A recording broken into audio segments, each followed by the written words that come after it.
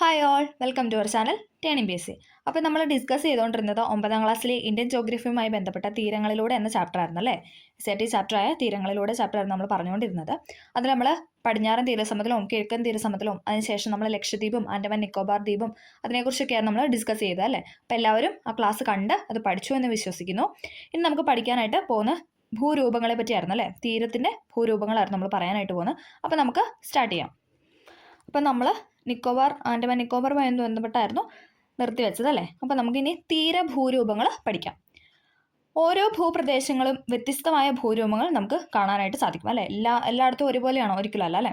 വിവിധ രൂപീകരണ സഹായികളാണവ നിർമ്മിക്കുന്നതെന്ന് നമുക്കറിയാം. കാറ്റ്, ഹിമാനി, നദികൾ എന്നിങ്ങനെയുള്ള വിവിധ ഭൂരൂപീകരണ സഹായികൾ രൂപപ്പെടുന്ന ഭൂരൂപങ്ങളെ കുറിച്ച് മുൻ അധ്യായത്തിൽ നമ്മൾ കഴിഞ്ഞ ക്ലാസ്സിൽ നമ്മൾ അതിനെപ്പറ്റിയൊക്കെ നമ്മൾ ഡിസ്കസ് ചെയ്തായിരുന്നു. തീരപ്രദേശങ്ങളും തിരമാലകളാണ് പ്രധാന ഭൂരൂപീകരണ സഹായി എന്ന് പറയുന്നത്. തിരമാലകളുടെ അപരദന നിക്ഷേപണ പ്രവർത്തനങ്ങൾ വഴി രൂപപ്പെടുന്ന ഭൂരൂപങ്ങൾ എന്തെല്ലാമാണെന്നാണ് നമ്മളിനി പഠിക്കാനായിട്ട് പോകുന്നത്. ഇവിടെ ഒരു പിക്ചറൊക്കെ കൊടുത്തിട്ട് നമുക്ക് നോക്കാം.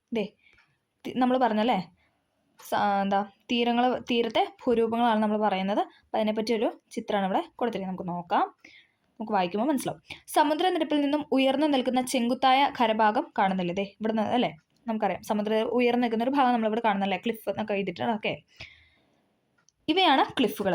സമുദ്രതീരങ്ങളിലെ പാറക്കെട്ടുകളിൽ തുടർച്ചയായി തിരമാല അടിക്കുമ്പോൾ തീരശിലകൾ അപരദനത്തിലൂടെ നീക്കം ചെയ്യപ്പെടുന്നു. എന്താണ്?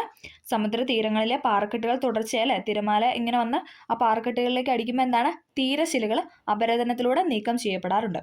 ഇതിന്റെ ഫലമായി രൂപപ്പെടുന്ന ചെങ്കുത്തായ ഖരഭാഗമാണ് ക്ലിഫ് എന്നറിയപ്പെടുന്നത്. ഇതുപോലെ തിരമാലകളുടെ അപരദന പ്രക്രിയയുടെ ഫലമായി തീരശിലകളിൽ ചെറുദ്വാരങ്ങൾ രൂപപ്പെട്ട് ഇവ കാലക്രമേണ വലുതായി സമുദ്ര ഗുഹകളായി രൂപപ്പെടുന്നു. എന്താ പറഞ്ഞത്? ഈ തിരമാലകളുടെ അപരദന പ്രക്രിയയുടെ ഫലമായിട്ട് എന്താണ്? തീരശിലകൾ അല്ലേ, നമ്മൾ പറഞ്ഞു തീരശിലകൾ അപരദനം വഴി ഉണ്ടാവുന്നു എന്ന് പറഞ്ഞു. അവിടെ എന്താണ്? കാലക്രമേണ ചെറിയ ചെറിയ ദ്വാരങ്ങൾ അല്ലേ, ചെറിയ ചെറിയ പോഴ്സ് വരുന്നു, അത് വലുതാവുന്നു. എന്നിട്ട് എന്താണ്? അത് സമുദ്ര ഗുഹകളായിട്ട് രൂപപ്പെടുന്നു. സമുദ്രത്തിലേക്ക് തള്ളി നിൽക്കുന്ന തീരശിലാഭാഗത്ത് തിരമാലയുടെ അപരദനം മൂലം ഇരുവശങ്ങളിൽ നിന്നും സമുദ്ര ഗുഹകൾ രൂപപ്പെടുന്നു. കാലക്രമേണ നിരന്തരമായ അപരദന പ്രക്രിയയിലൂടെ ഇരു ഗുഹകളും കൂടിച്ചേർന്ന് കമാന ആകൃതി കൈവരിക്കുന്നു. ഇതാണ് സമുദ്ര കമാനം എന്നറിയപ്പെടുന്നത്. സമുദ്ര കമാനങ്ങളുടെ മേൽക്കൂര ഭാഗം തുടർ അപരദനത്തിലൂടെ തകരുമ്പോൾ കടലിലേക്ക് തള്ളി നിൽക്കുന്ന കമാന ഭാഗം തീരത്തു നിന്നും വേർപെട്ട് ഒരു തൂണ് പോലെ ബാക്കിയാവുന്നു. ഇവയാണ് സമുദ്ര സ്തംഭങ്ങൾ എന്നറിയപ്പെടുന്നത്. ഓക്കെ, ഒന്നുകൂടെ പറയാം. സമുദ്ര കമാനങ്ങളുടെ മേൽക്കൂര ഭാഗം വീണ്ടും വീണ്ടും ഓരോ അപരദനം അല്ലെ, എന്താണ് അപരദനം സംഭവിക്കുന്നു. അതുമൂലം എന്താണ്? തകരുമ്പോൾ കടലിലേക്ക് തള്ളി നിൽക്കുന്ന കമാന ഭാഗം തീരത്തു നിന്നും എന്താണ്? വേർപെട്ട ഒരു തൂണ് പോലെ ബാക്കിയാവുന്നു. ഇതാണ് നമ്മൾ സമുദ്ര സ്തംഭങ്ങൾ എന്ന് വിളിക്കുന്നത്. ഓക്കെ, സമുദ്ര കമാനങ്ങളുടെയും സമുദ്ര സ്തംഭങ്ങളുടെയും സവിശേഷതയാണ് ഈ ചിത്രത്തിൽ കൊടുത്തിരിക്കുന്നത് അല്ലെ. നമ്മൾ പറഞ്ഞു തൂണ് പോലെ രൂപപ്പെടുന്ന അല്ലെ, സമുദ്രനിരപ്പ്, വേലിയേറ്റ നിരപ്പ് എന്നൊക്കെ പറഞ്ഞ ചിത്രത്തിൽ കൊടുത്തിട്ടുണ്ട്. തിരമാലയുടെ പ്രവർത്തന ഫലമായി വിവിധ നിക്ഷേപണ ഭൂരൂപങ്ങളും തീരപ്രദേശത്ത് രൂപപ്പെടാറുണ്ട്. അവ എന്തെല്ലാമാണ് നമുക്ക് നോക്കാം. വേലിയേറ്റ നിരപ്പിനും വേലിയിറക്ക നിരപ്പിനും ഇടയിൽ തിരമാലയുടെ നിക്ഷേപണ പ്രവർത്തനത്താൽ മണല്, ചരല് എന്നിവ അടിഞ്ഞ് രൂപപ്പെടുന്ന താൽക്കാലിക നിക്ഷേപങ്ങളാണ് ബീച്ച് എന്ന് പറയുന്നത് അല്ലെ. ബീച്ച് പോയാൽ നമുക്കറിയാം അല്ലെ, മണലും ചരലൊക്കെ നിറഞ്ഞൊരു പ്രദേശമാണ്. വേലിയേറ്റ നിരപ്പിനും വേലിയിറക്ക നിരപ്പിനും ഇടയിൽ തിരമാലയുടെ നിക്ഷേപണ പ്രവർത്തനത്താൽ മണല്, ചരല് എന്നിവ അടിഞ്ഞ് രൂപപ്പെടുന്ന താൽക്കാലിക നിക്ഷേപമാണ് ഏതെന്ന് പറയുന്നത്? ബീച്ച് എന്ന് പറയുന്നത്. ഓക്കെ, ഇവിടെ വേലിയേറ്റവും കൊടുത്തിട്ടുണ്ട്, അതുപോലെ തന്നെ വേലിയിറക്കവും കൊടുത്തിട്ടുണ്ട്. ബീച്ച് അല്ലേ അടയാളപ്പെടുത്തിയിട്ടുണ്ട്. വേലിയിറക്ക നിരപ്പ് എന്നിവ തിരിച്ചറിയും. വേലിയേറ്റ നിരപ്പ് എ എന്നും വേലിയിറക്ക നിരപ്പ് ബി എന്നും സൂചിപ്പിച്ചു അല്ലേ. വേലിയേറ്റത്തിന് അവർ എ എന്നും കൊടുത്തിട്ടുണ്ട്. ഇനി വേലി ഇറങ്ങുമ്പോൾ എന്താണ്? ആ ബീച്ച് രൂപപ്പെടുന്നത് അല്ലേ, ബി എന്നും അടയാളപ്പെടുത്തിയിട്ടുണ്ട്. ഓക്കെ, അടുത്തതാണ് കടൽ തീരത്തിന് സമാന്തരമായി തിരമാലകളുടെ നിക്ഷേപണ പ്രവർത്തനത്താൽ രൂപപ്പെടുന്ന താൽക്കാലിക മണൽത്തിട്ടകളാണ് പൊഴികൾ എന്ന് പറയുന്നത്. ഇവിടെ അടയാളപ്പെടുത്തിയിട്ടുണ്ട് പൊഴി എന്ന് പറഞ്ഞിട്ട്. എന്താണ്? കടൽ തീരത്തിന് സമാന്തരമായി തിരമാലകളുടെ നിക്ഷേപണ പ്രവർത്തനത്താൽ താൽക്കാലികമായി രൂപപ്പെടുന്ന മണൽത്തിട്ടകളാണ് എന്തെന്ന് പറഞ്ഞാൽ പൊഴികൾ എന്ന് പറയുന്നത്. കരയിൽ നിന്നും കടലിലേക്ക് നീണ്ടു നിൽക്കുന്ന മണൽത്തിട്ടകളാണ് മണൽ നാക്കുകൾ അഥവാ സ്പിറ്റ്. മണൽനാക്ക് എന്ന് പറഞ്ഞാൽ എന്താണ്? കരയിൽ നിന്നും കടലിലേക്ക് നീണ്ടു നിൽക്കുന്നു. ഇവിടെ കാണിച്ചിട്ടുണ്ട് മണൽനാക്ക്. ഓക്കെ, കരയിൽ നിന്നും കടലിലേക്ക് നീണ്ടു നിൽക്കുന്ന മണൽത്തിട്ടകളാണ് കടൽനാക്ക്. ഓക്കെ, അപ്പോൾ നമ്മൾ എന്താണ്? ഭൂരൂപമാണ് പഠിച്ചത് അല്ലെ, തിരമാലയിൽ നിന്നാണ് നമ്മൾ പറഞ്ഞു അല്ലേ. അടുത്താണ് നമ്മൾ ഇനി പറയാൻ പോകുന്നത് കാലാവസ്ഥ. ഇമ്പോർട്ടൻ്റ് ആണ് കാലാവസ്ഥ. ഇത് SAT ഫാക്റ്റ് ആയിട്ട് എന്താ പറഞ്ഞത്? നമ്മൾ ഇങ്ങനെ സെൻറ്റൻസ് ആയിട്ട് തന്നെയാണ് കൊടുത്തേക്കുന്നത്. അപ്പോൾ നമുക്ക് കൂടുതൽ സ്റ്റേറ്റ്മെൻറ്റ് ആയതുകൊണ്ടേ സ്റ്റേറ്റ്മെൻറ്റ് രീതിയിലാണ് കണ്ടിട്ടുള്ളത്. അപ്പം എന്താണ്, നമ്മളിങ്ങനെ തന്നെ വായിച്ച് പഠിച്ചാലാണ് നമുക്കത് കൂടുതൽ മനസ്സിലാവത്തുള്ളൂ. ഓക്കെ, ഇമ്പോർട്ടൻ്റ് ആയ കാര്യങ്ങളെല്ലാം റിപ്പീറ്റ് ചെയ്ത് പറയുന്നുണ്ട്. അടുത്താണ് കാലാവസ്ഥ. മറ്റു ഭൂപ്രകൃതി വിഭാഗങ്ങളിൽ നിന്നും വ്യത്യസ്തമായ സവിശേഷമായ കാലാവസ്ഥയാണ് തീരപ്രദേശങ്ങളിൽ അനുഭവപ്പെടുന്നത്. ഉഷ്ണമേഖലയിലാണ് ഉൾപ്പെടുന്നതെങ്കിലും ഇന്ത്യയുടെ തീരപ്രദേശങ്ങളിൽ മിതമായ കാലാവസ്ഥയാണ് ഉള്ളത്. ഇവിടെ അത്യുഷ്ണമോ അതിശൈത്യമോ അനുഭവപ്പെടാറില്ല. ഭയങ്കരമായ ചൂടുമില്ല, ഭയങ്കരമായ തണുപ്പുമില്ല. സമുദ്ര സമീപമാണ് ഇതിന് കാരണം. അല്ലെ, ചൂടാകുമ്പോൾ തണുപ്പിക്കാനും തണുക്കുമ്പോൾ ചൂടാവുന്നു അല്ലേ സമുദ്രം എന്ന് പറയുന്നത്. ഓക്കെ, കരയിലും കടലും വ്യത്യസ്തമായാണ് സൂര്യതാപത്തോട് പ്രതികരിക്കുന്നത്. കര പെട്ടെന്ന് ചൂട് പിടിക്കുകയും വേഗത്തിൽ തണുക്കുകയും ചെയ്യുന്നു. ചോദിച്ചിട്ടുണ്ടേ സ്റ്റേറ്റ്മെന്റ് ആണ്. കര പെട്ടെന്ന് ചൂട് പിടിക്കുക, അല്ലെ നമുക്കറിയാം പെട്ടെന്ന് വെയിൽ കൊള്ളുമ്പോൾ തന്നെ കര എന്താണ് ചൂടാവും. എന്നിട്ട് എന്താണ് അതേപോലെ തന്നെ ചൂട് അല്ലെ സൂര്യൻ അസ്തമിച്ച് കഴിയുമ്പോൾ പെട്ടെന്ന് തന്നെ തണുക്കുകയും ചെയ്യും. കടൽ സാവധാനത്തിൽ ചൂട് പിടിക്കുന്നത്. പക്ഷെ കടൽ എങ്ങനെയാണ്, പുള്ളി പതുക്കെ ചൂടാവത്തുള്ളൂ. പക്ഷെ അതേപോലെ തന്നെ എന്താ, പുള്ളി പതുക്കെയാണ് തണുക്കത്തുള്ളൂ. കര പെട്ടെന്ന് നമ്മൾ പറഞ്ഞു കര പെട്ടെന്ന് ചൂട് പിടിക്കും, അതുപോലെ തന്നെ കര തണുക്കുകയും ചെയ്യുന്നു പറഞ്ഞു. പക്ഷെ കടൽ നേരെ ഓപ്പോസിറ്റാണ്. പുള്ളി ചൂടാണ് കുറച്ച് പാടാണ്, അതുപോലെ തന്നെ പുള്ളി തണുക്കണമെങ്കിലും കുറച്ച് പാടാണ്. ഓക്കെ, നമ്മൾ അങ്ങനെ ഒന്ന് കണക്ട് ചെയ്ത് പഠിക്കും. ഓക്കെ, ഇത് കടൽക്കാറ്റും കരക്കാറ്റും രൂപപ്പെടുന്നതിന് കാരണമാകുന്നു. ഈ കാറ്റുകൾ തീരപ്രദേശത്ത് ദിനാന്തരീക്ഷ സ്ഥിതി മിതപ്പെടുത്തൽ മുഖ്യ പങ്ക് വഹിക്കും. അല്ലെ, നമുക്കറിയാം എപ്പോഴും തന്നെ ചോദിക്കാറുണ്ട് ഈ കടൽക്കാറ്റും കരക്കാറ്റും. അപ്പോൾ എല്ലാവർക്കും അങ്ങോട്ടും ഇങ്ങോട്ടും മാറിപ്പോകാനുള്ള ഒരു പോയിന്റാണ്. നമുക്ക് കൺഫ്യൂഷൻ ആവും ഉറപ്പായിട്ടും. എന്താ രണ്ടുത്തരം നമ്മുടെ ക്വസ്റ്റ്യൻ പേപ്പർ കാണാറുണ്ട്, അതുകൊണ്ട് തന്നെ നമുക്കത് കൺഫ്യൂഷൻ ആവും. അപ്പോൾ നമുക്ക് അതൊക്കെ ഒന്ന് പഠിക്കാം. ഓക്കെ, അപ്പോൾ നമ്മൾ പഠിക്കാനായിട്ട് പോകുന്നത് കടൽക്കാറ്റും കരക്കാറ്റും ഇമ്പോർട്ടൻ്റ് ആണ്, PYQ ആണ്. തീരപ്രദേശങ്ങളിൽ പകൽ സമയങ്ങളിൽ കര വേഗം ചൂട് പിടിക്കുന്നു. അപ്പോൾ തീരപ്രദേശം, നമ്മളിപ്പോൾ തീരപ്രദേശത്തെക്കുറിച്ചല്ല പറഞ്ഞുകൊണ്ടിരിക്കുന്നത്. അപ്പോൾ നമ്മൾ പറഞ്ഞു കര എന്താണ് പെട്ടെന്ന് ചൂട് പിടിക്കും, അതുപോലെ തന്നെ കര തണുക്കും അല്ലേ. ഇതുമൂലം കരയുടെ ഭാഗത്തെ വായു മുകളിലേക്ക് വരും. അപ്പോൾ കര ചൂടാകുമ്പോൾ എന്താണ്, അവിടുന്ന് ചൂടായിട്ട് നീരാവി എന്താണ് വായു മുകളിലേക്ക് ഉയരും. ന്യൂനമർദ്ദം രൂപപ്പെടുകയും ചെയ്യുന്നു. എന്നാൽ ഈ സമയം കടലിൽ താരതമ്യേന ചൂട് കുറവും ഉച്ചമർദ്ദവുമായിരിക്കും. ആ സമയത്ത് എന്താണ് കര പെട്ടെന്ന് ചൂടാവുമെന്ന് പറഞ്ഞു, പക്ഷെ അതേപോലെ തന്നെ കടൽ ചൂടാവില്ല. കടൽ ചൂടാണ് നല്ല ടൈം എടുക്കും അല്ലേ. അപ്പോൾ ആ സമയത്ത് എന്താണ് കടലിൽ അനുഭവപ്പെടുന്നതെന്ന് പറഞ്ഞാൽ താരതമ്യേന ചൂട് കുറവായിരിക്കും അല്ലേ. കരയെ അപേക്ഷിച്ച് നോക്കുമ്പോൾ കടലിന് താരതമ്യേന ചൂട് കുറവും ഉച്ചമർദ്ദവും ആയിരിക്കും. അതിനാൽ ഉച്ചമർദ്ദമുള്ള കടലിൽ നിന്നും ന്യൂനമർദ്ദ പ്രദേശമായ കരയിലേക്ക് വായു പ്രവഹിക്കുന്നു. അപ്പോൾ നമ്മൾ പറഞ്ഞ എന്താണ്, കടലിൽ എന്താണ് കുറവും അതോടൊപ്പം ഉച്ചമർദ്ദവുമാണെന്ന് പറഞ്ഞു. അപ്പോൾ ആ ഉച്ചമർദ്ദമുള്ള കടലിൽ നിന്നും എന്താണ് കരയിൽ എന്താണ് ന്യൂനമർദ്ദ പ്രദേശമാണ് അല്ലേ. അപ്പം ഉച്ചമർദ്ദമുള്ള കടലിൽ നിന്നും ന്യൂനമർദ്ദ പ്രദേശമായ കരയിലേക്ക് എന്താണ് വായു പോകുന്നു അല്ലേ. കടലിൽ നിന്നും വായു എങ്ങോട്ട് പോകുന്നു, കരയിലോട്ട് പോകുന്നു. ഒന്നും കൂടെ പറയാം, നമ്മൾ പറഞ്ഞു കര എന്താണ് പെട്ടെന്ന് ചൂടാകും, അതുപോലെ തന്നെ കര പെട്ടെന്ന് തണുക്കും. അപ്പോൾ കര ചൂടാകുമ്പം അവിടെ നിന്ന് എന്താണ് വായു മുകളിലേക്ക് ഉയരും. ആ സമയത്ത് എന്താണ് കരയിൽ എന്ന് പറഞ്ഞാൽ ന്യൂനമർദ്ദമാണ് അനുഭവപ്പെടുന്നത്. പക്ഷെ ആ സമയം കടൽ എന്താണ് സാവധാനമാണ് ചൂടാവത്തുള്ളൂ അല്ലേ. അപ്പം അവിടെ താരതമ്യേന ചൂട് കുറവാണ്. കരയെ അപേക്ഷിച്ച് നോക്കുമ്പോൾ കടലിന് എന്താണ് ചൂട് കുറവാണ്. അതോടൊപ്പം ഉച്ചമർദ്ദമാണ് അവിടെ അനുഭവപ്പെടുന്നത്. അപ്പം ആ ഉച്ചമർദ്ദം ആയ കടലിൽ നിന്നും എന്താണ് ന്യൂനമർദ്ദ പ്രദേശമായ കരയിലേക്ക് വായു പ്രവഹിക്കുന്നു. ഓക്കെ, ക്ലിയർ ആയെന്ന് പ്രതീക്ഷിക്കുന്നു. ഇനി ഇതിന് വിപരീതമായ രാത്രി കാലങ്ങളിൽ എന്താണ്, ഇപ്പം നമ്മൾ പറഞ്ഞ പകൽ ടൈമിലാണ് അല്ലെ. പകലാണല്ലോ സ്വാഭാവികമായിട്ടും ചൂടല്ലേ, കരയിലൊക്കെ സൂര്യോദയം വന്നിട്ട് ചൂടാവുന്നത്. അപ്പം രാത്രി സമയത്ത് എന്താണ് നമ്മൾ പറഞ്ഞു കരയാണ് പെട്ടെന്ന് ചൂടാവുന്നത്, അതോടൊപ്പം കര പെട്ടെന്ന് തണുക്കുകയും ചെയ്യുന്നത്. അപ്പോൾ രാത്രി എന്താണ് കര പെട്ടെന്ന് തണുക്കുന്നു. പക്ഷേ താരതമ്യേന ചൂട് കുറവായിരുന്നു ഇതെന്ന് പറഞ്ഞാൽ കടലില്ല. അപ്പം ഇങ്ങനെ ചൂട് കൂടി വന്നു. ദെൻ വൈകുന്നേരം ആയിട്ടും എന്താണ് തണുത്തില്ല അല്ലേ, കടൽ പെട്ടെന്ന് തണുക്കത്തില്ല. ഓക്കെ, നമുക്ക് നോക്കാം. ഇതിന് വിപരീതമായി രാത്രി കാലങ്ങളിൽ കരപ്രദേശത്ത് ചൂട് താരതമ്യേന വേഗത്തിൽ കുറയുന്നതിന് കാരണം ഉച്ചമർദ്ദം രൂപപ്പെടുന്നു. അതായത് കരപ്രദേശത്ത് എന്താണ് ചൂട് കുറയുവാണല്ലേ. അപ്പോൾ എന്താണ് അവിടെ ഉച്ചമർദ്ദം അനുഭവപ്പെടുന്നത്, നേരെ ഓപ്പോസിറ്റായി. എന്നാൽ കടലിൽ കരയേക്കാൾ താരതമ്യേന ചൂട് കൂടുതൽ. ആ സമയത്ത് എന്താണ് കടലിലാണ് ചൂട് കൂടുതൽ. ഇങ്ങനെ ഓർത്താൽ മതി, പകൽ സമയത്ത് കരയിലാണ് ചൂട് കൂടുതൽ. കാരണം സൂര്യൻ്റെ ചൂട് മൂലം പെട്ടെന്ന് കര ചൂടായിട്ട് നിൽക്കുന്നു. ആ സമയത്ത് കടൽ പതുക്കെ ചൂടായി വരുന്നതേ ഉള്ളൂ.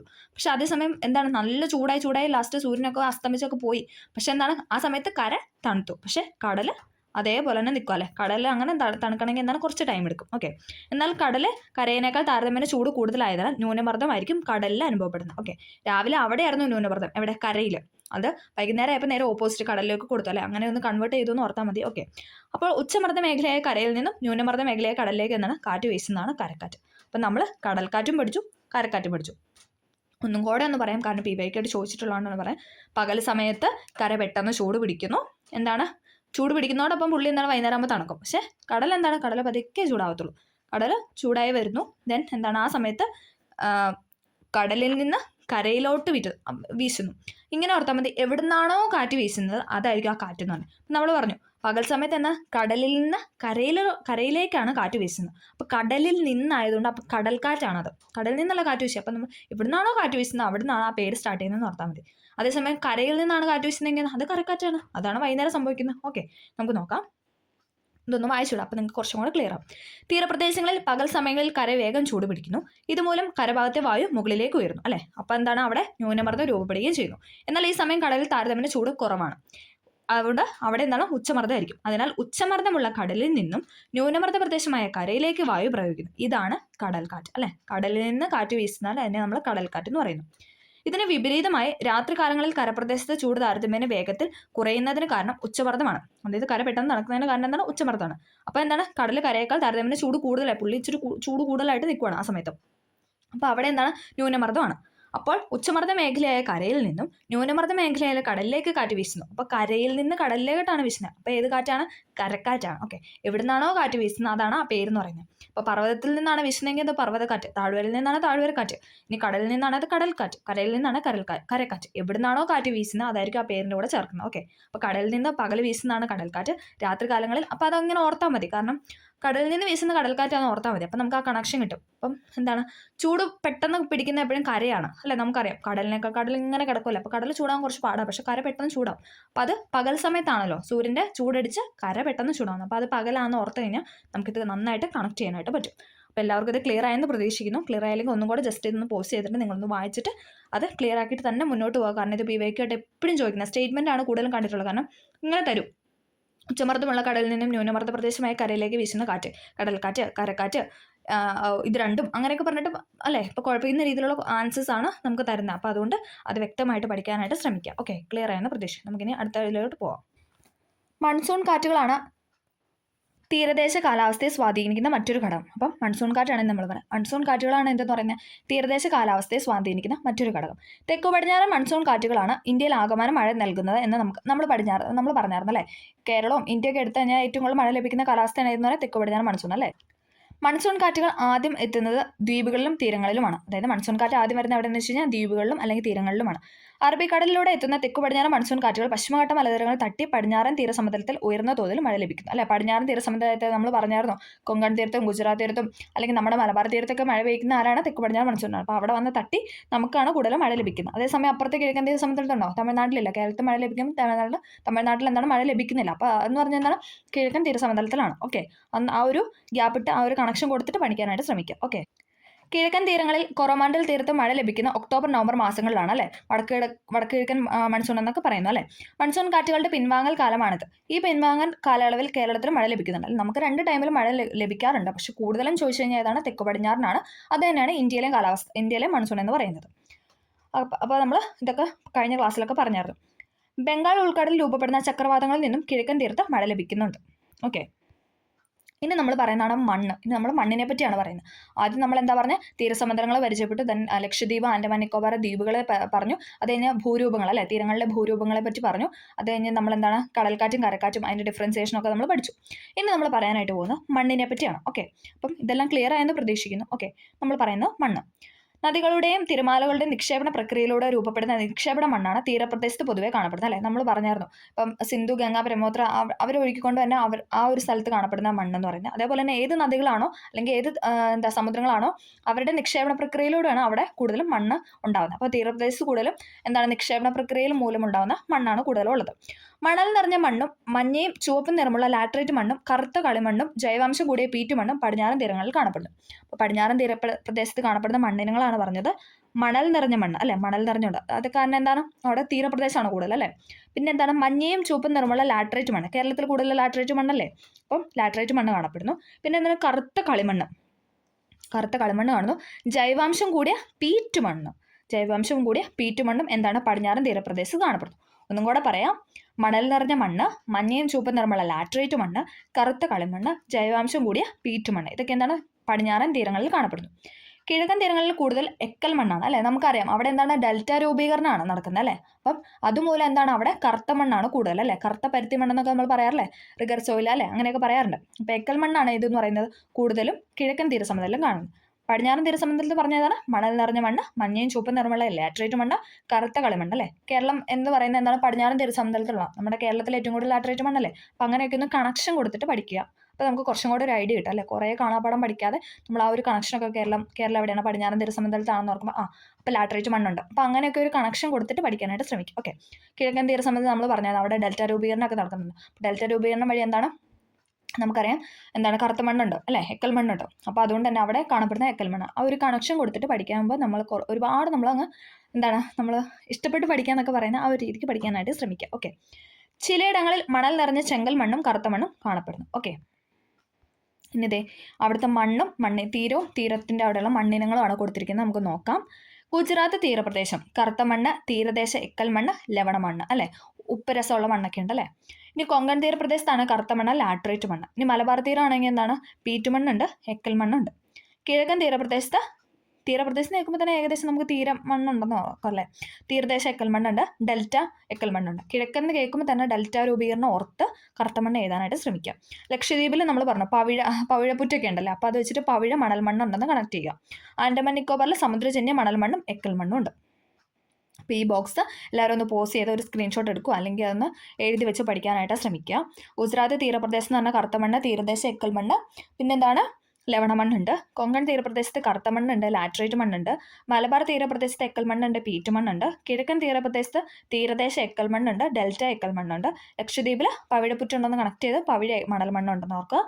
ആൻഡമാൻ നിക്കോബാറിൽ സമുദ്രജന്യ മണൽ മണ്ണ്, എക്കൽ മണ്ണ്. ഓക്കെ, അപ്പോൾ ഈ ബോക്സ് ഒന്ന് പഠിക്കാനായിട്ട് ശ്രമിക്കുക. ഇനി നമ്മൾ പറയുന്ന അടുത്തതാണ്, ഇപ്പോൾ നമ്മൾ മണ്ണിനെ പറ്റി പറഞ്ഞല്ലേ, നമ്മൾ ഓരോരോ ടോപ്പിക്കാണ് പറഞ്ഞു പോകുന്നത്. അടുത്താണ് സസ്യജാലങ്ങൾ. ഓക്കെ, ഇതൊക്കെ SRT കൊടുത്തുകൊണ്ട് ഇതൊന്നും നമുക്ക് സ്കിപ്പ് ചെയ്യാനായിട്ട് പറ്റത്തില്ല. ഓക്കെ, ഇമ്പോർട്ടൻ്റ് ആയ പോയിന്റ്സ് എല്ലാം നമ്മൾ പറയുന്നുണ്ട്. ഓക്കെ, സസ്യജാലങ്ങളാണ് അടുത്ത് നമ്മൾ പറയാനായിട്ട് പോകുന്നത്.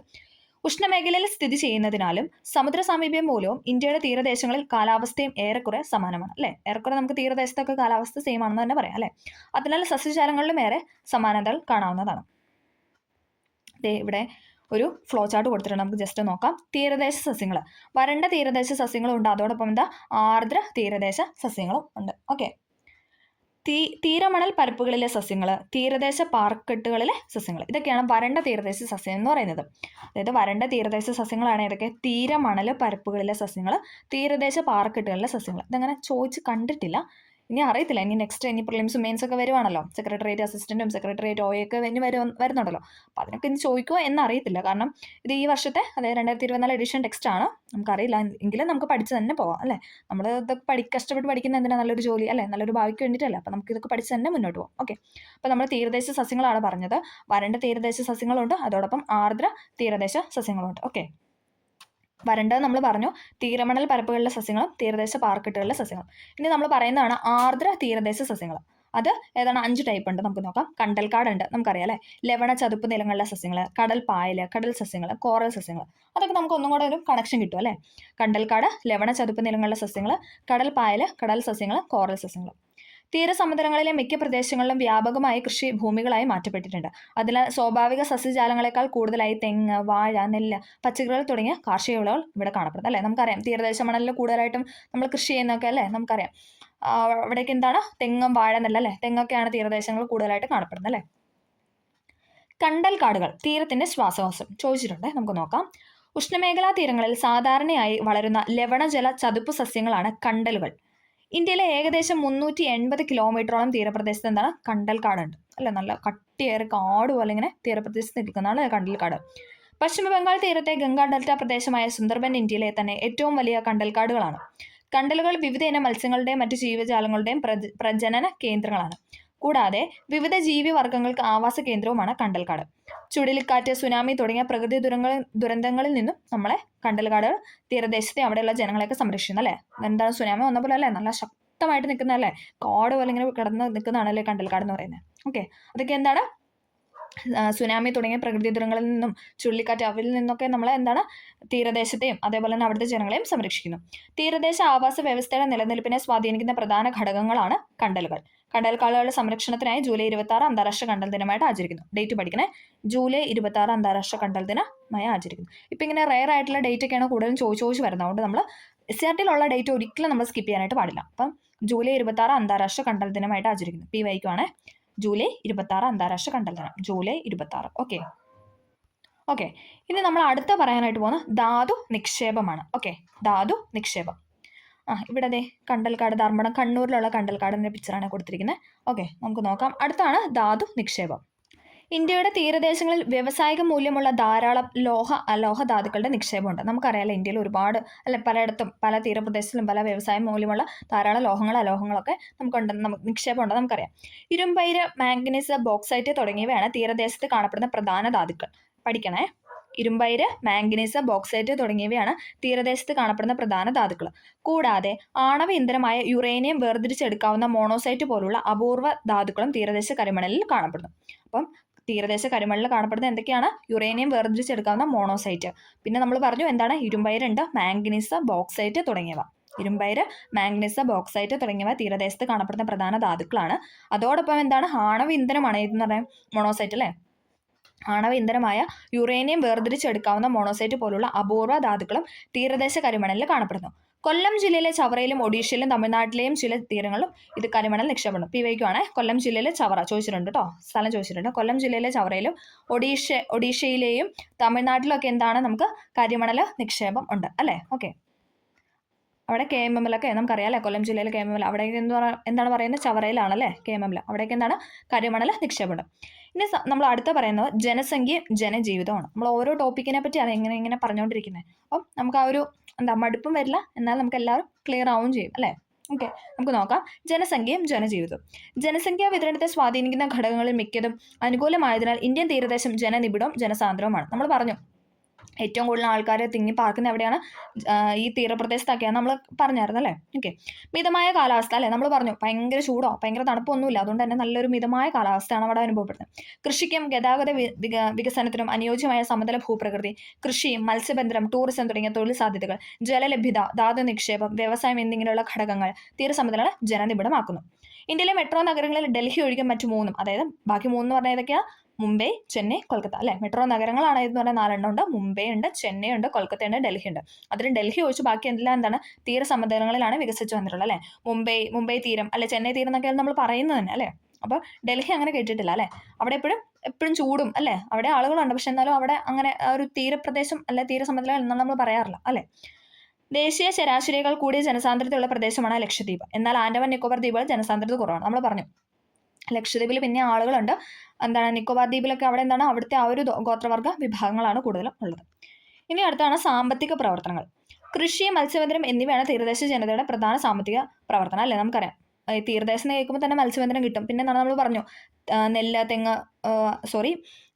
തെങ്ങ്, വാഴ, അതോടൊപ്പം എന്താണ് നെല്ല്, ഇതൊക്കെയായിരുന്നു അവിടുത്തെ അല്ലെ കൃഷി നമ്മൾ മെയിനായിട്ട് അവിടെ നോക്കുന്നത്, തീരപ്രദേശത്ത് നോക്കുന്നത്. അതോടൊപ്പം എന്താണ്? മത്സ്യബന്ധനമുണ്ട്. ഓക്കെ, കൂടാതെ വിവിധ ധാതു അധിഷ്ഠിത വ്യവസായങ്ങൾ, കപ്പൽ നിർമ്മാണം, മത്സ്യ സംസ്കരണം, ഉപ്പ് നിർമ്മാണം തുടങ്ങിയ വ്യവസായങ്ങളും തീരദേശത്തുണ്ട്. അപ്പം കൃഷി, മത്സ്യബന്ധനം കൂടാതെ എന്താണ്?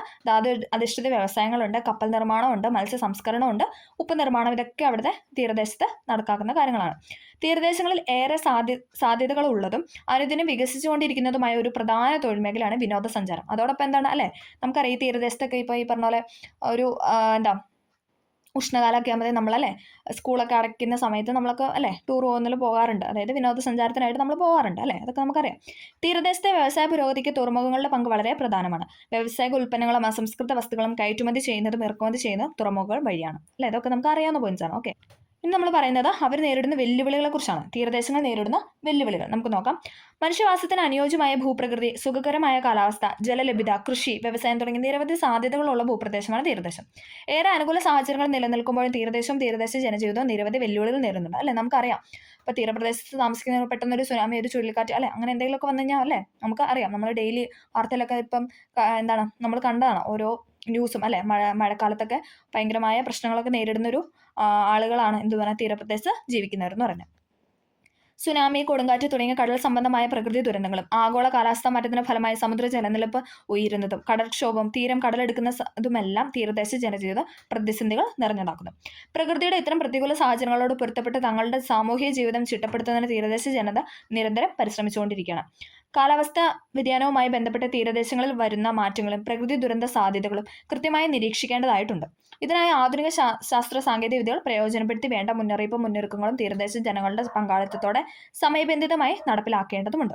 തീരദേശത്തെ വിഭവങ്ങൾ സുസ്ഥിരമായി വിനിയോഗിക്കുന്നതിനും അതിന്റെ പ്രയോജനം തദ്ദേശ ജനതയ്ക്ക് ലഭിക്കുന്നതിനും ഉതകും വിധമുള്ള വിഭവ ആസൂത്രണവും സംരക്ഷണവും അനിവാര്യമാണ്. ഇത്തരം പ്രവർത്തനങ്ങൾക്കായി നാം ഓരോരുത്തർക്കും കൈകോർക്കുമ്പോഴാണ് സുസ്ഥിര വികസനം സാധ്യമാകുന്നത്. നമ്മളെപ്പോഴും പറഞ്ഞു നിൽക്കുന്ന ഒരു പോയിന്റ് ആണല്ലേ സുസ്ഥിര വികസനം അല്ലേ. നമ്മൾ എക്കണോമിക്സിലൊക്കെ പറയുമ്പോൾ നമ്മളെപ്പോഴും പറയുന്നതാണ് സുസ്ഥിര വികസനം അല്ലേ. അപ്പം ഇത്രയാണ് ഈ ചാപ്റ്ററിൽ പറഞ്ഞിട്ടുള്ളത്. അപ്പോൾ എല്ലാ പോയിന്റ്സ് ഇമ്പോർട്ടൻ്റ് ആണ്, എല്ലാം PYK ആയിട്ട് ചോദിച്ച കാര്യങ്ങളാണ്, എല്ലാം റിപ്പീറ്റ് ചെയ്ത് പറഞ്ഞിട്ടുണ്ട്. അപ്പോൾ എല്ലാവർക്കും ഈ ക്ലാസ് ഹെൽപ്ഫുൾ ആയെന്ന് വിചാരിക്കുന്നു. ഇത് പാർട്ട് 2 ആണ്. അപ്പം പാർട്ട് 1 കണ്ടതിന് ശേഷം മാത്രം പാർട്ട് 2 കാണാനായിട്ട് ശ്രമിക്കുക. ഇതിൻ്റെ അടിയിൽ എന്തായാലും ഡിസ്ക്രിപ്ഷനിൽ ലിങ്ക് കൊടുത്തിട്ടുണ്ടാവും പാർട്ട് 1-ൻ്റെ. അപ്പോൾ എല്ലാവരും അതും കണ്ടു നോക്കി സപ്പോർട്ട് ചെയ്യുക. ഇഷ്ടമെങ്കിൽ ഉറപ്പായിട്ടും സപ്പോർട്ട് ചെയ്യുക. എന്തെങ്കിലും ഡൗട്ടോ കാര്യങ്ങളുണ്ടെങ്കിൽ കമൻറ്റ് ചെയ്യാനും മറക്കരുത്. അപ്പോൾ ഓക്കെ, താങ്ക്